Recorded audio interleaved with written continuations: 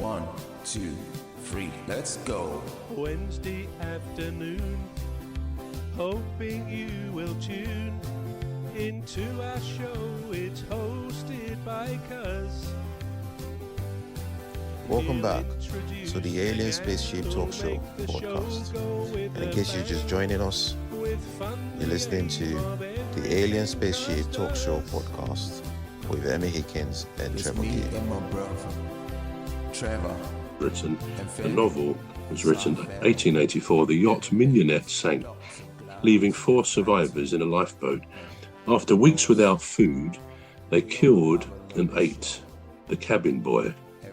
Right? So I'm incredibly similar.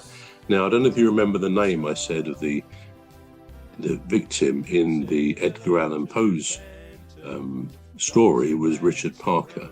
Yeah. Now, would you believe this cabin boy's name was Richard Parker? No now, way. this was 46 years later. No way.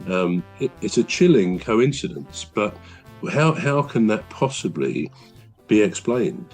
Perhaps we can never explain something like that. Is it sort of something happening in the line of time, so that somehow somebody 46 years earlier, Edgar Allan Poe, somehow was given some premonition of a future event, a bit like the Titan and the Titanic? Is that something that could happen? Is there something deeper like that going on? Because how on earth could Edgar Allan Poe have written a story followed to perfection, if that's the word we would use, including the name of the poor guy who was killed and eaten cannibalistically? So that's an incredible one. And my question to you, Cuz, and I know both of us couldn't really answer this with honesty because we're not in that situation, thankfully, but do you think in that situation you could resort to cannibalism? That's a very. Could you agree to draw lots and risk being the victim? Could you possibly do that, knowing that otherwise you'll all die anyway?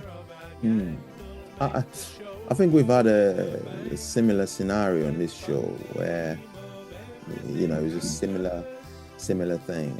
But to answer your question, it's a very simple one. Would I agree to be drawn in a lot? I think I would. Once I'm in that situation, I would resign. I would give up all rights to living. Matter of fact, that's interesting. I know I'm staring death in the eyes, and so I would be making my final arrangements, as in making my peace with God, and as they say, and so I think I'd volunteer myself. I'd be like, well, what's the point? I hate suffering. Yeah. If I You'd volunteer, though. I would. You'd volunteer. I would volunteer. I would volunteer. I would say, you know what? You save yourself, guys. Eat me. And another reason that would make that decision an easy one for me to make is the fact that I don't think I could eat anybody. So but if you were desperate, you might be able to. Even if they cast a lot and they say, well, and it luckily didn't fall on me, I would still say, right, I'll take your place, don't worry. I would say that because I could not bring myself to eating another human flesh. I look at life as being really precious. Even people that are worthy of the electric chair, as they say, or the death penalty, whichever form it takes, I still look at them and I think, oh, that's a wasted life. Granted, maybe if they spared his life, he'd commit more crimes. I understand that.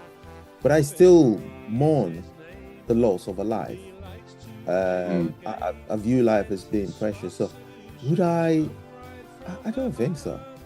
I would say listen, You'd volunteer. I would volunteer. I would say, listen, you know, if you don't kill me, I'll probably die anyway. So you might as well be resourceful. Well, I must make sure if you and I ever go out on a boat, I must make sure that you're there, and I remind you of this story in case we sink. Okay, well that's interesting, and we can't explain how or why that coincidence happened, and coincidence or something is there. As we said before, a lot of coincidences are sort of probability. Now, we've said this before, I believe, that if you're in a room or a hall with 23 people, there's a 50% chance that two of you will have the same birthday, which is quite surprising, but it's a statistical fact. Now, if you go up to, I think it's 75 people, there's a 99.9% chance that two will have the same birthday, which is actually quite incredible. 75 people when there's 365 days in the year. But if there's 75... We're going to take a short break now. We're back shortly. You've been listening to the Alien Spaceship Talk Show with Trevor Gear and Emmy Hikins. The Alien Spaceship Talk Show podcast is looking for sponsors. If you're a company out there looking to spread the word about the products and services you provide, please get in touch with Deepstuff Radio Podcast on info@deepstuffrecords.com, or to use the contact form on our website to contact us, please visit radio.deepstuffrecords.com. Also, if you're looking to get involved on the Alien Spaceship Talk Show podcast, reach out via our Deepstuff Radio Facebook page. Thank you.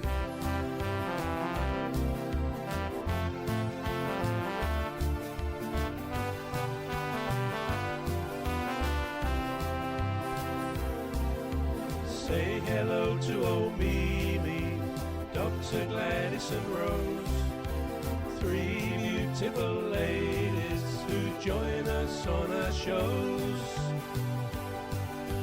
There's one other bro, sometimes joins us on the show. His contribution's thoughtful and smart.